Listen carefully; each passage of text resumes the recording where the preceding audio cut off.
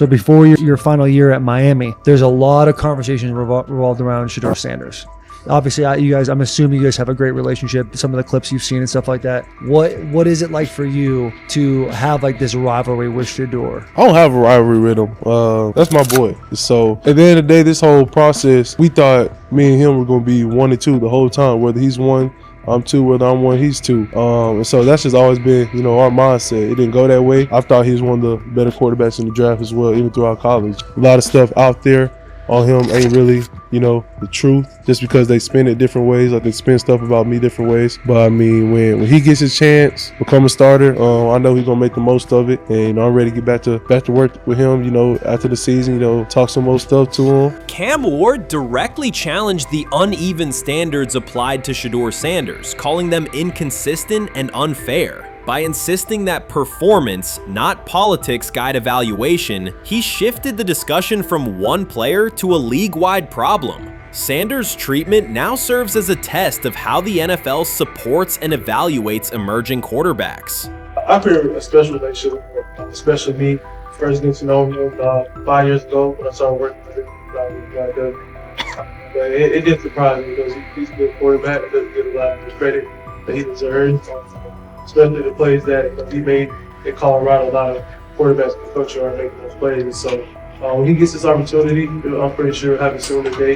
He'll make sure he'll make plays on the field. Cam Ward's public challenge to the treatment of Shedeur Sanders brought the issue into clear view. For months, discussion around Sanders has centered on his profile, major compensation, a prominent Nike deal, and the expectation to stabilize a struggling franchise. Rather than a standard evaluation of a top prospect, he has faced sustained skepticism from analysts, fans, and league voices. Ward's comments underscored that the standards being applied to Sanders diverge from those used with other rookies. By stating it directly, he did more than support another quarterback. He identified a broader problem in how the league responds to young players with significant visibility. The takeaway is direct. Assessments should reflect on-field performance and development, not external narratives. A generational talent.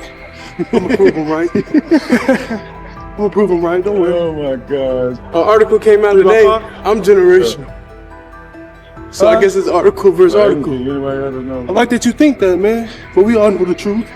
What? Trav gonna be first? You generational, I'm legendary. That's cool. We can be legendary. Legendary, get their ass. We'll start going in like 5 minutes. Shedeur Sanders entered the league with more than a playbook. He brought a public brand, a family legacy, and expectations unusual for a first-year quarterback. Before his first regular season throw, he was already positioned at the center of attention. Rather than assess him on that reality and his on-field ability, many voices reduced him to marketing, treating visibility as proof of hype instead of performance. Cam Ward pushed back on that framing. His point was simple: judge Sanders by the same criteria applied to other rookies. With Sanders' resume, production, leadership, and composure, most first-year quarterbacks would be discussed as long-term cornerstones. The evaluation should be consistent, focused on development and results, not perception. This is the process with Shedeur, who I know is a buddy of yours, and how do you think both of you guys will end up doing in the league?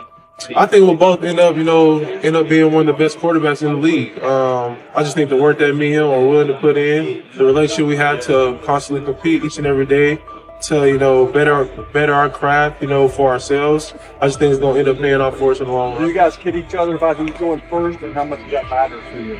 Yeah, we play around, we joke around with it. Really don't mean nothing. The draft pick will never mean anything. At the end of the day, you got to show whether you can prove each and every Sunday. You can't just do it 1 year. Disrespect shows up in two patterns. First, Shedeur Sanders is repeatedly framed through his father, Deion Sanders, as if lineage erases his own work. Discussion drifts to pedigree instead of what the film shows. Second, his visibility is treated with suspicion. His audience reach, partnerships, and ability to lift ratings are labeled hype rather than recognized as value. Instead of acknowledging that he drives demand and expands the stage for his team, critics call it an unfair edge. The result is a skewed evaluation. Star power is held against him while on-field production gets pushed aside. The standard should be consistent. Assess the tape and the development, not the last name or the attention it brings. Well, Ward were microfacts. Cam Ward's remarks went beyond defending Shedeur Sanders. They confronted how the league manages star power. The reality is simple. The NFL markets visibility, but resists it when a player doesn't follow the expected script. Rookies are supposed to be quiet, deferential, and grateful for limited leverage. Sanders arrived with leverage, brand reach, major endorsements, and confidence. And that presence was recast as entitlement. Instead of treating those factors as earned advantages, much of the commentary used them to diminish him. Ward called out that contradiction. The same influence the league sells to audiences is criticized when a young player exercises it. His point is a standards problem, not a personality dispute. Evaluate Sanders on his preparation, leadership, and results. Don't penalize him for having a platform or for using the leverage that the modern NFL itself helps create.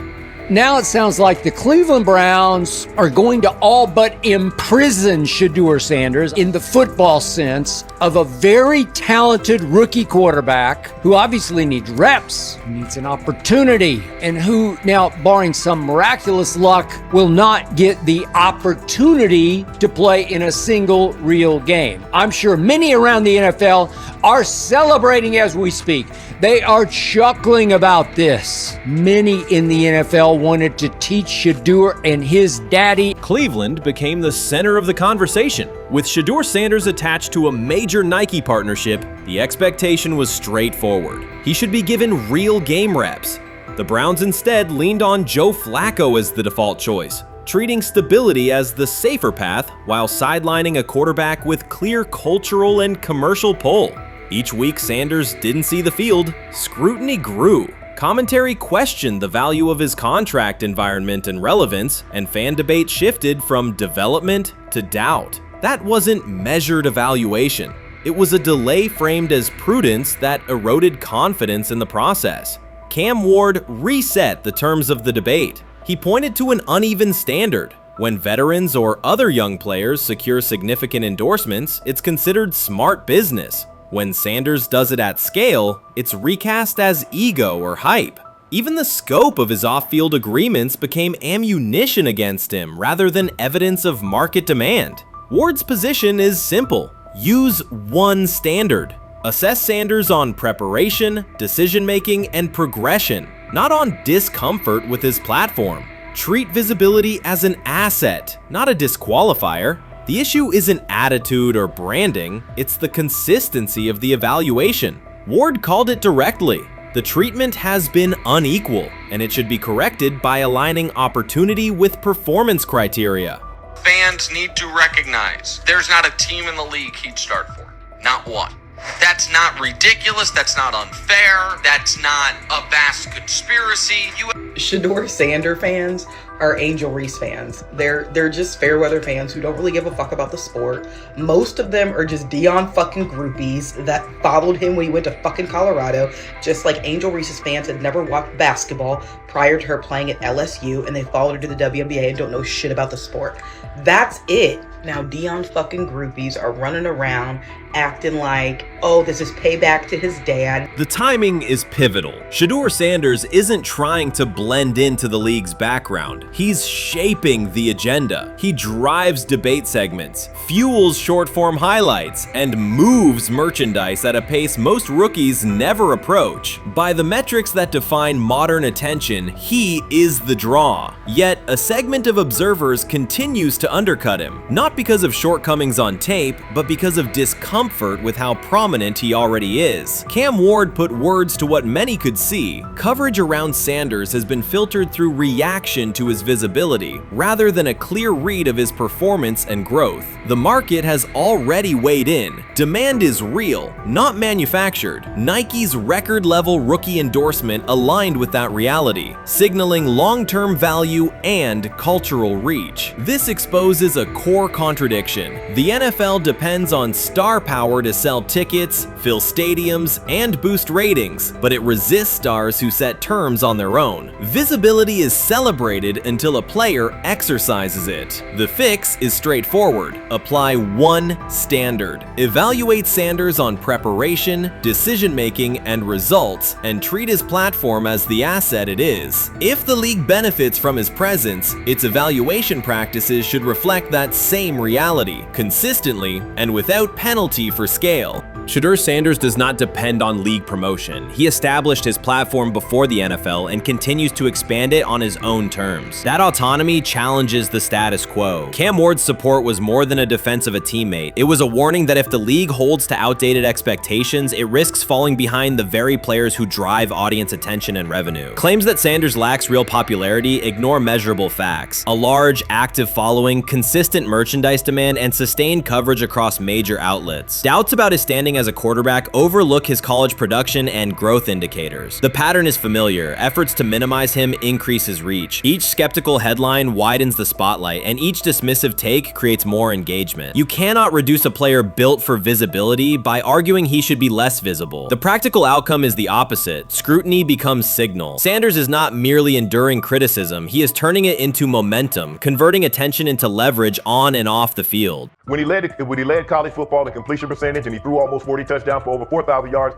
how tall was he? Because they make it seem like he shrunk all of a sudden, RC. Oh, how lively was his arm? Because all I know is somebody did that. Somebody threw for over 4,000 yards, somebody threw for almost 40 touchdowns, and somebody led college football in completion percentage. Now, I'm trying to figure out, what I try to figure out all the time, Mel, is how a guy that hadn't played football in almost 5 months. Shannon Sharpe has publicly defended Shedeur Sanders and criticized those questioning him. Sanders has earned higher recognition and some fans are responding negatively. Although there's debate about whether he belongs on a second team list, Sharpe maintains that Sanders' career is clearly ascending. Reactions on social media are mixed. Some users are angry, others are surprised, and a few say they anticipated this result. The conversation remains active. When reports confirmed that Shedeur Sanders had been elevated from second team to near top tier status, Shannon Sharpe issued an emphatic response. He delivered a detailed rebuttal to critics, underscoring why Sanders deserved the promotion and directly challenging those who doubted the decision. I don't think that he was underprepared during these meetings. I don't believe any of these stories that he showed up arrogant and that he was bombing his interviews. I mean, you watch the film, he's on time, he's on point.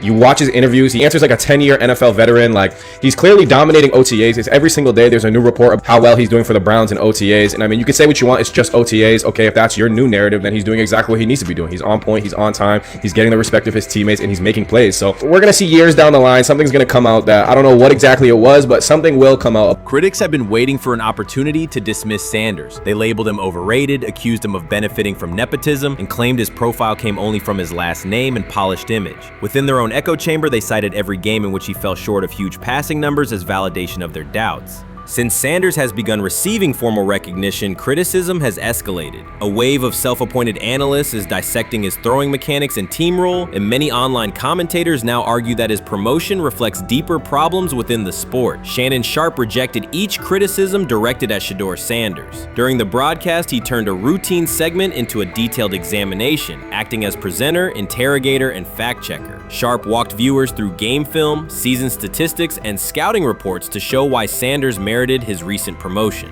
Whenever a panelist claimed Sanders had not earned the role, Sharpe countered with completion percentages, efficiency ratings under pressure, and documented late-game drives that changed outcomes. He stressed that the backlash was driven less by on-field evidence and more by reluctance to revise earlier opinions. Sharpe argued that critics were upset not because Sanders lacked qualifications, but because his progress contradicted their initial narrative. By the end of the discussion, Sharpe had moved past simple defense and reframed Sanders as a clear example of performance-based advancement, demonstrating that early predictions can be wrong. Never heard of no Dylan Gabriel or Tyler Shock. What the hell is that? So how is Shedeur Sanders going behind them? I'll tell you how. Collusion. 4 different times they passed on him. How the hell does that happen? 4 rounds. It doesn't happen to a quarterback. We've never seen anything like this before.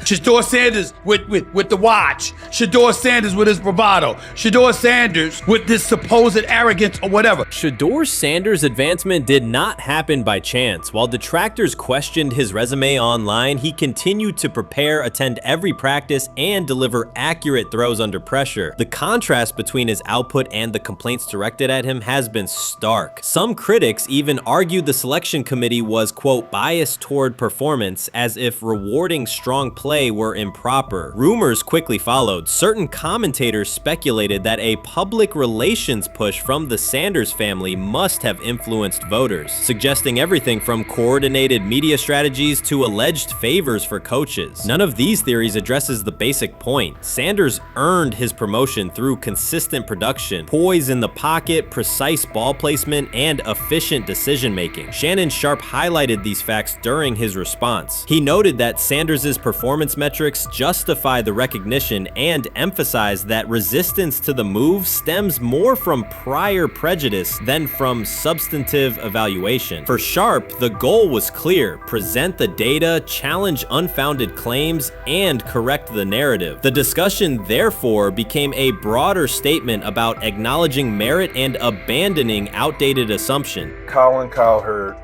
defend college basketball coaches who have gotten a DUI, come to their defense and say they didn't need to be fired, that they deserve a second chance.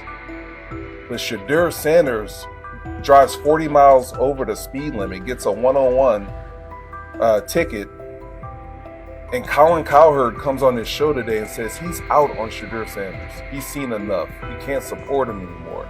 He can't be in the Shedeur Sanders camp because of the speeding ticket. Shannon Sharpe addressed commentators who portray constant doubt as expertise. Those who discount strong performances with "we'll see" but declare bust after a single mistake. He noted their belief that progress only counts if an athlete visibly struggles. Sharpe's response was methodical rather than emotional. He presented evidence, cited statistics, and calmly refuted each claim. Following his remarks, several critics began revising or deleting earlier posts, recasting themselves as longtime supporters of Shedeur Sanders despite having questioned him for months. Sharpe insists on accountability, naming specific individuals and dates while requesting public acknowledgement of prior errors. He argues that analysts cannot spend months undermining a player's potential and then quietly adopt a supportive stance once the athlete succeeds. These are serious, big-time, top-of-the-line playmakers that they have. If you can go 45 to 42 in the fourth quarter because your quarterback set the school record with 510 yards passing.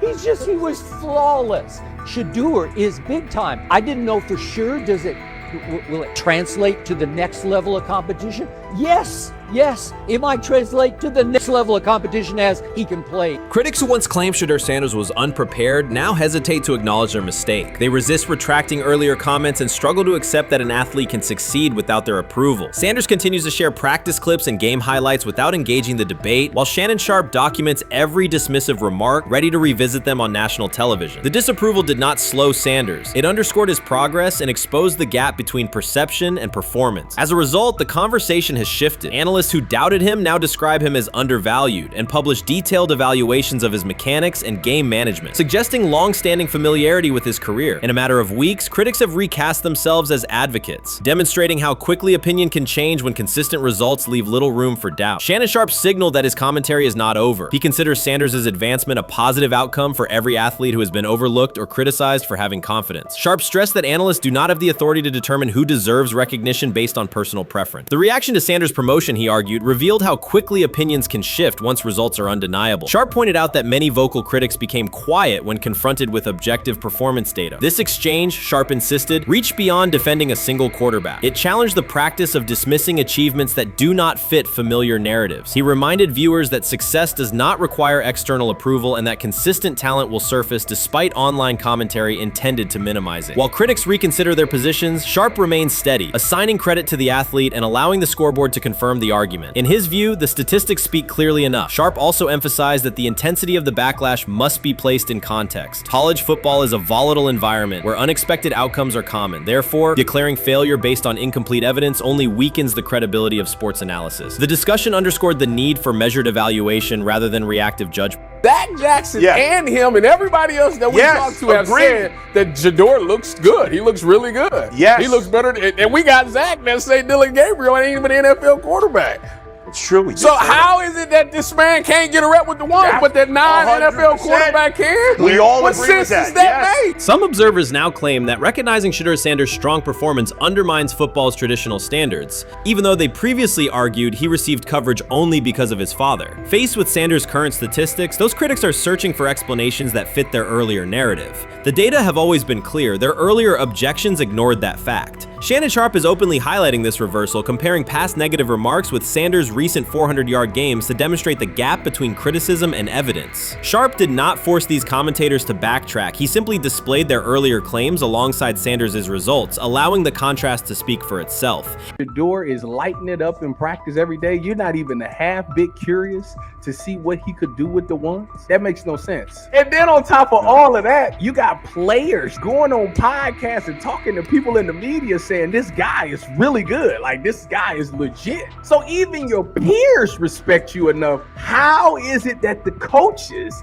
can't see that? It always starts with the players, where the players like, hey, you see that? You seen that pass he threw? The Cleveland Browns were taken by surprise when quarterback Shedeur Sanders stepped in for first-team snaps, asserting control of the drill and instantly highlighting deficiencies across the rest of the room. His confident command forced coaches to pause practice clips, reevaluate progressions, and consider immediate adjustments to the depth chart. Within minutes, discussions spread throughout the facility and online forums as fans weighed what Sanders' showing means for the current starters. The organization now faces an urgent, data-driven decision on whether Sanders should move up permanently. Shedeur Sanders arrived at Browns practice, took several first-team reps, and the entire quarterback group immediately felt the pressure. Coaches erased the whiteboard and reviewed their plans. Staff members exchanged concerned comments, and observers began asking whether Sanders was positioned to assume a larger role. Tony, every year we see at least 1 to 2 teams. They were in last place in their division the year before. No one thought they'd be good, and then they were good. It almost seems like no one's even assuming the Browns can be that, but we see it happen every year. And I get the quarterback stuff, but like, correct me if I'm wrong, Tony. The Browns are trying to run the football, play good defense, not turn the ball over in the passing game, and try and take advantage when they can, correct? That's what they're trying to do. That was the 2020 offense. The Cleveland Browns are still searching for stability at quarterback. Deshaun Watson is yet to deliver consistent starter-level production that justifies his contract, and each game renews doubts about whether he can regain peak form. Behind him, rookie Dorian Thompson-Robinson shows promise but remains inexperienced and unpolished. Coaches are evaluating alternatives each week and may need to adjust the depth chart if progress stalls. The roster around them is built to contend now, so ongoing uncertainty under center is increasingly costly. As we talk about, we do believe in best player available. We do believe in positional value, and we didn't necessarily expect him to be available in the in the 5th round, and so we love adding competition to every position room and adding him to compete with the guys that are already in there. We felt like that was the appropriate thing to do. The Browns quarterback group is unsettled. Deshaun Watson has yet to provide the reliable, high-level play his contract demands, while rookie Dorian Thompson-Robinson remains promising but unpolished. Depth behind them consists mostly of veterans whose experience lies more in holding clipboards than leading offenses. The coaching staff needs an immediate answer, not a 3-year development project. Shedeur Sanders enters as that potential solution. At Colorado, he passed for more than 3,200 yards despite working behind one of college football's poorest offensive lines, consistently demonstrating poise, quick processing, and accurate ball placement under heavy pressure. Film shows steady reads and disciplined footwork, traits that offset concerns that his profile is built on family name or media attention. Cleveland viewed the signing as a low-risk, high-reward move. Early in camp, Sanders received a handful of first-team snaps intended merely as an evaluation. Those plays quickly changed practice tempo. The ball came out on time, receivers hit their landmarks, and the defense struggled to adjust. Coaches immediately expanded the review using phrases such as evaluate every option, an indication that the depth chart was no longer fixed. Watson sensed the scrutiny. Thompson-Robinson increased his urgency. Within minutes, competition in the quarterback room intensified. Sanders repeated that performance in subsequent sessions. His footwork remained clean, progression sharp, and throws firm and precise. Each strong rep forced staff to reassess the plan to keep him buried on the developmental track. The broader context magnifies the pressure. Cleveland's roster is built to contend now. Fans are weary of quarterback turnover, and the front office cannot afford another costly misstep under center. Around the league, rookie passers rarely wait multiple seasons anymore. Joe Burrow, Justin Herbert, CJ Stroud, and even late pick Brock Purdy established that precedent. If Watson opens the regular season and struggles, public calls for Sanders will grow, especially if the rookie flashes in preseason. Alternatively, another team could attempt to acquire him if Cleveland hesitates to elevate his role. Each scenario underscores the same reality. Sanders' emergence has turned a routine camp evaluation into a critical decision point for the franchise. And we saw Dillon Gabriel go 11-on-11 with the first team, Shedeur Sanders go 11-on-11 with the second unit. So that was really the big wrinkle today. Yes, and of course, it was the first time that we have seen Shedeur Sanders get any of those coveted 11-on-11 reps. Of course, again, it wasn't with the first team offense or against the first team defense, but it's progress. And that means that he's going in the right direction, that the arrow is pointing up. He's coming up the learning curve. So that's good for him. And I actually thought just overall, he had a better day than Dillon had today. He completed more passes. He was more on point. In fact, in that 11-on-11 period, he threw a near touchdown. Desperation can push franchises toward aggressive decisions, especially when their quarterback options appear unconvincing or outdated. One scenario now emerging is that Sanders earns enough confidence to take full preseason reps with the starters, forcing Cleveland to revisit a depth chart it believed was settled at the beginning of July. His practices demonstrate that the excitement around him is grounded in measurable performance. Accurate, high-velocity passes against first-team defenses, and confident command of the huddle. Each strong outing also heightens league-wide interest. Rival scouts adjust evaluations, and general managers revisit their notes, aware that a viable young quarterback may soon become available. Inside the facility, the personnel staff must balance short-term results with long-term roster planning, knowing that an early move could reshape salary cap allocations and locker room dynamics. The pressure on Watson and Thompson Robinson escalates accordingly. Both must produce visible progress to maintain their current roles. Cleveland's recent history shows how quickly promising quarterback situations can devolve into controversy. The franchise has turned potential breakthroughs into organizational turmoil before, so observers remain cautious about how this competition will unfold. You first, when you take a look at both of these QBs, who had the most impressive start so far in the preseason? Well, to me, it was Shedeur. I didn't see any interceptions when he was out there. You see anything like that? I mean, don't get me wrong, I don't think Dillon Gabriel did a bad job. I was impressed with the brother, but I'm going to go with Shedeur. You know, the pressure was on him, the spotlight was on him. Stephen A. Smith didn't just call out Dillon Gabriel, he held him accountable and made him rethink his comments. The moment Dillon Gabriel spoke and went after Shedeur Sanders, it wasn't a minor slip. He crossed the line and stepped directly into Stephen A. Smith's wheelhouse, and Smith answered with a clear, direct response that left no room for misinterpretation. The comparisons were emanating from the media more so than anybody else. And that's what I think, that's exactly who I think he was directing his comments towards. Having said that, Dillon Gabriel, respectfully, it was stupid. A very dumb comment to make. First of all, let me tell you something right now. In every walk of life, far beyond the parameters of a football field. This wasn't casual sports commentary, it was a decisive critique. Dillon Gabriel's comments were taken apart by Stephen A. Smith with clear, direct points. Gabriel, a quarterback with solid stats but limited top-level achievements, chose to take a public shot at Shedeur Sanders. Shedeur, who has handled sustained media scrutiny and on-field expectations, became the target of an unnecessary criticism. Smith responded by challenging Gabriel's standing to make that claim, and by defending Sanders on the facts. The outcome was clear. Gabriel overreached, and Sanders didn't deserve the hit. Dan Orlovsky would sit up here in comparison to Shedeur Sanders, who did no such thing, and say, hey, thought he looked better. I thought, I got to give him the edge here. I thought it wasn't bad. A pick six and a fumble, and we can get over fumbles. Have you heard anybody say that? I know it's possible. Have you ever heard anybody say, get over? Stephen A. Smith responded immediately. As soon as Dillon Gabriel made his comments about Shedeur Sanders, Smith delivered a clear, point-by-point critique that drew national attention across the NCAA media cycle. Dillon Gabriel has a reputation as a good quarterback, not a dominant one. He can post strong numbers against opponents like Tulsa, but his performance has been inconsistent when the stakes in competition rise to playoff level. Well, those who produce get treated differently than those who don't.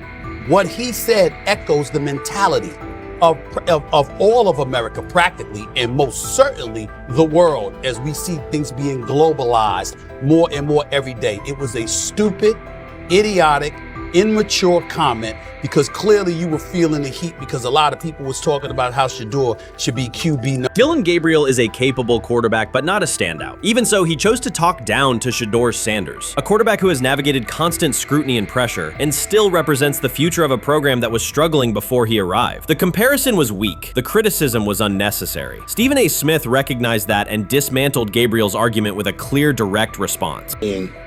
How the Browns react to this, how the locker room reacts to this, how Shedeur reacts to this, because it was a clear shot at Shedeur. But let's say Dillon Gabriel's talking about the media. How could you be a brand new quarterback in the NFL and the first time you get behind a mic after your first game, you throw the media under the bus? That's out of arrogance. Stephen A. Smith excels in moments like this. When Dillon Gabriel made his remarks about Shedeur Sanders, Smith responded with a focused, direct critique. He questioned Gabriel's standing to make that claim, noting that Gabriel has transferred between programs and has not been a Heisman finalist. Without theatrics, Smith laid out why Gabriel's resume doesn't justify taking public shots at Sanders. Smith's point was clear. Targeting Shedeur Sanders, a quarterback central to his program's future and consistently under intense scrutiny, was misplaced. Gabriel's criticism lacked the substance to support it, and Smith methodically showed why.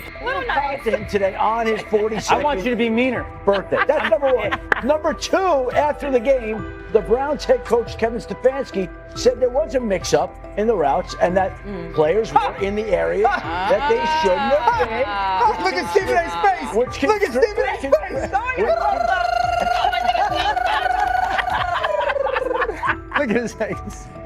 Stephen A. Oh my Lord. The strength of Stephen A. Smith's response was that he didn't just address Gabriel's remarks. He challenged the image around him. Dillon Gabriel often presents himself as an overlooked contender ready to surprise. But the reality is that his profile hasn't commanded broad attention. It's a clear reminder that not every opinion carries equal weight. In defending Shedeur Sanders, Stephen A. was direct and precise. Shedeur isn't just a quarterback. He is Deion Sanders' son, which subjects him to scrutiny far beyond anything Gabriel has faced. Even under that pressure, Shedeur has maintained his composure, shown confidence, and delivered in key moments that helped revive a program many had written off. Stupidity, all of it.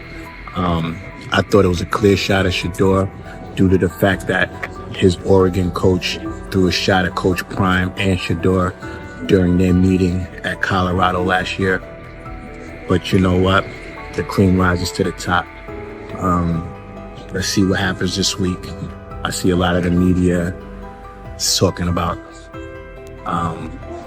they think it was about the media and not about Shedeur. And I think that's a chess move. For Dillon Gabriel to take shots at Shedeur Sanders was a miscalculation. Stephen A. Smith made the mismatch clear. Gabriel's attempt to shame Sanders was unnecessary and counterproductive. You don't target Deion Sanders' son when Deion has turned Colorado into primetime television. It underscored that Dillon Gabriel has often played with a chip on his shoulder because the spotlight hasn't followed him. He has been around long enough to compile numbers but not to earn broad respect. That's why going after Shedeur was misguided. Sanders, despite ups and downs, drives headlines. Gabriel's most notable headlines have been his transfers. Stephen A. Smith pressed that point without hesitation, challenging Gabriel's standing and leaving his argument looking like a forced throw that turns into a pick six. You know what? Still needs to thank me a little bit more for that restaurant I treated him and his family to, because it was big time, and stop embarrassing me by going places and trying to use coupons. That's how pathetic he is. The point is that a pick six and a fumble is usually considered a bad day. Stephen A. Smith didn't need to raise his voice to make the point. He presented Dillon Gabriel as a player whose talk outpaces his resume and defended Shedeur Sanders with clear comparisons. That's why he called Gabriel out so directly. The comparison wasn't just unfair, it was forced. Now look at Gabriel's record. The numbers are solid and he can win against average defenses, but the resume lacks defining markers. There's no sustained Heisman contention, no late season surge that reshaped the national picture, and no postseason moment that cements a legacy. The track record reflects steady production, not top-tier impact. That's the gap Smith underscored. Gabriel's criticism of Shedeur Sanders wasn't supported by what he has accomplished, while Sanders continues to carry a program under constant scrutiny. Let's see some of them step up and make some plays out there. Ain't no way. Gabriel Ain't no way. He's not built like that. No way. And this one is picked off and going back the other way. Oh my God, why did he stop playing? Now it's a foot race. And that is that. They told me bust out my AP, perfect timing. H-shot, we about to get legendary. Shedeur started next game, baby. Shout out Dylan though, you know what I'm saying? Bro, I love you, my heart. What am I bigger than cheese, bro? You know what I'm saying? But Shedeur got it. Shedeur Sanders is a national brand who draws viewers for both performance and result. Dillon Gabriel's attempt to diminish him read as resentment. And Stephen A. Smith called out the insecurity and lack of awareness directly. Colorado under Deion Sanders is prime time, and Shedeur sits at the center of that spotlight. If Gabriel expected the sports world to agree while he took a shot at Shedeur, he misread the moment. Smith dismantled the argument and questioned the credibility behind it. Gabriel will move on. He'll keep playing, give interviews, and have fans, but this exchange will trail his media profile as a reminder of a misstep. It's a clear example of a resume that doesn't justify taking public aim at a quarterback carrying that level of scrutiny and responsibility. For the Cleveland Browns preseason game today is that the way that some white folks watched Shedeur Sanders last week is the way that some black folks were watching Dillon Gabriel today. And it's not Dillon Gabriel for Dillon Gabriel's sake. Most folks don't have a problem with Dillon Gabriel. It's what he represents, which is the disrespect of a black person for no other apparent reason than they are a confident black person. Dillon Gabriel thought he was aiming up. Instead, he was placed back among quarterbacks who are good but not great. Stephen A. Smith made the central point. Dillon Gabriel doesn't shape the conversation. Sports are about narrative as much as numbers, and Gabriel's story doesn't move the culture, while Shedeur Sanders does. Smith highlighted that contrast clearly. By the end, Gabriel's credibility had taken a measurable hit. The critique was decisive and sent a broader message to any player considering public shots at Shedeur Sanders. If you step into that debate, you will be held to a higher standard and your resume will be tested. Dillon Gabriel learned that the hard way. I'm about to unleash about Shedeur Sanders. I just watched what happened to Shedeur Sanders in the Cleveland Browns' third and final preseason game. And I'm outraged, I'm sickened, and I'm saddened. By the way, Shedeur continues to be treated in the National Football League now by those sorry-ass Browns and sorry-ass Kevin Stefanski. The Cleveland Browns are once again mishandling a promising quarterback. Skip Bayless criticized the organization for failing to develop Shedeur Sanders and for misusing his skill set. He argued that the team's decisions are undermining Sanders' progress and turning a major investment into a cautionary example. Bayless pointed to inconsistent usage, questionable play calling, and a lack of clear direction as key issues limiting Sanders. He said the Browns need a defined development plan and stronger support if they expect Sanders to succeed. Skip Bayless delivered a direct, critical assessment this week. After seeing Shedeur Sanders in a Browns uniform, he argued that Cleveland is mishandling the quarterback and undermining his development. Bayless said the team's approach shows poor planning and inadequate support around Sanders. He dismissed excuses about strategy and emphasized the need for better coaching, deployment, and protection. In his view, the Browns are setting themselves up for problems before the season begins unless they establish a clear plan for Sanders. Given the team's recent decisions, his reaction is understandable. Cleveland has a history of inconsistent quarterback development. Shedeur Sanders is a premium prospect, the son of a Hall of Famer, a proven college performer, and a widely recognized figure. The organization should prioritize his reps, protection, and a clear development plan, not place him behind Dillon Gabriel as if he were a secondary option. But I'm going to answer this question by saying Shedeur Sanders. And I'm going to tell you why. I think he's being set up to fail. That's right, I'm going to say it. Okay. Here we are on national television, right? There's been 11 practices, if I remember correctly. He's been starting against he's been playing against the third unit. He's fourth on the depth chart.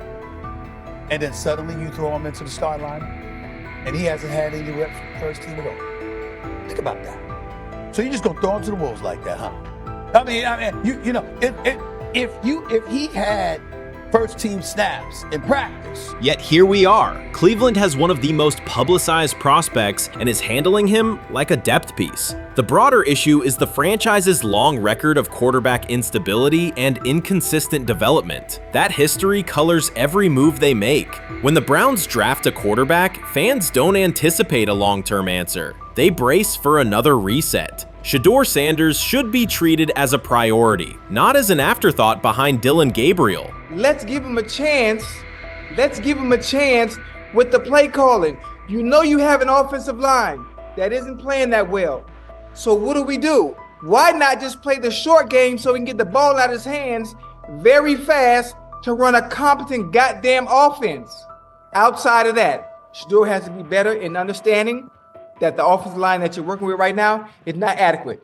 Why not allow the players that are competing for a job, in this instance, Shedeur Sanders, to finish off the 2-minute drill? When Browns fans see another quarterback selected, they brace for another setback. The franchise's recent history, from Johnny Manziel's failed stint to the rocky handling of Baker Mayfield, reflects inconsistent development and short-term decision-making. Against that backdrop, Skip Bayless's reaction to Shedeur Sanders on Cleveland's roster was blunt. He argued the team is already mishandling a premium prospect by treating him as a secondary option instead of a centerpiece for the future. Bayless's position is straightforward. Sanders is not just a name, he brings proven college production, leadership traits, and significant visibility that can strengthen both the offense and the organization's broader profile. Burying him on the depth chart behind Dillon Gabriel signals a lack of a clear development plan and wastes early momentum. Instead, Bayless contends, Cleveland should establish a defined pathway.